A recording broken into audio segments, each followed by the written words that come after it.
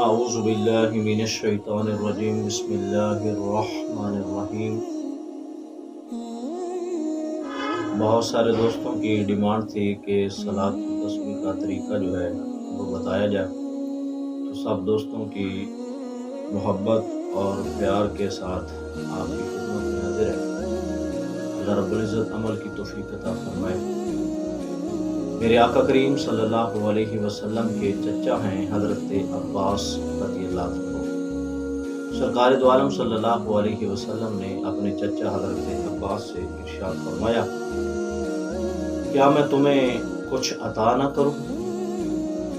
تو سرکار دو عالم صلی اللہ علیہ وسلم نے ارشاد فرمایا کہ ہو سکے تو دن میں 1 مرتبہ، یہ بھی نہ ہو سکے تو پھر ہفتے کے اندر 1 مرتبہ، یہ بھی نہ ہو سکے تو پھر مہینے کے اندر 1 مرتبہ، یہ بھی نہ ہو سکے تو پھر سال کے اندر 1 مرتبہ، اور یہ بھی نہ ہو سکے تو پھر زندگی کے اندر 1 مرتبہ۔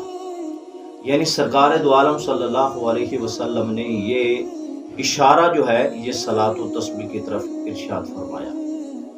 صلاۃ و تسبیح کا طریقہ کیا ہے؟ توجہ کے ساتھ سماعت فرمائیں۔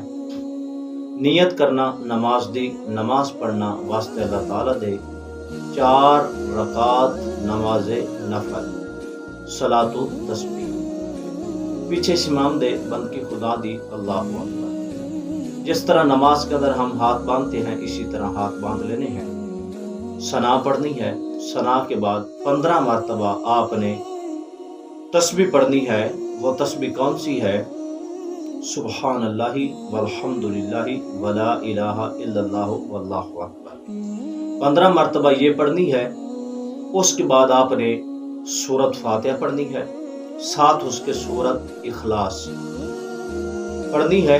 اس کے بعد آپ نے 10 مرتبہ پھر یہ تسبیح پڑھنی ہے، سبحان اللہ والحمد للہ ولا الہ الا اللہ واللہ اکبر۔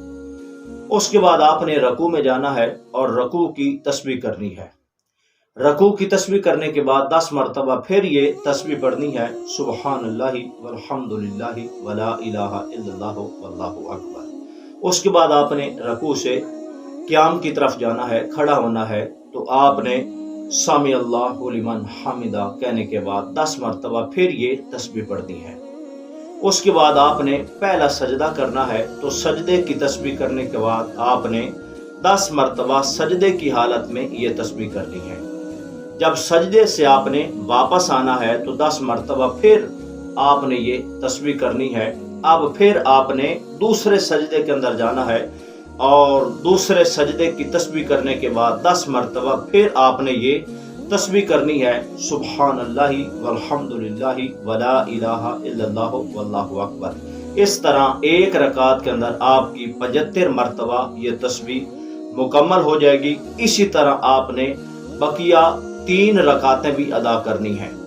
تمام ناظرین اس بات کا خاص خیال رکھنا، یہ نوٹ فرما لیں کہ ثنا جو ہے یہ پہلی رکعت کے اندر بھی آپ نے پڑھنی ہے، اور ثنا جو ہے یہ تیسری رکعت کے اندر بھی آپ نے پڑھنی ہے۔ دوسری اور چوتھی رکعت کے اندر آپ نے ثنا نہیں پڑھنی، پہلی رکعت اور تیسری رکعت کے اندر آپ نے ثنا پڑھنی ہے۔ السلام علیکم ورحمۃ اللہ۔ ٹھیک ہو گیا؟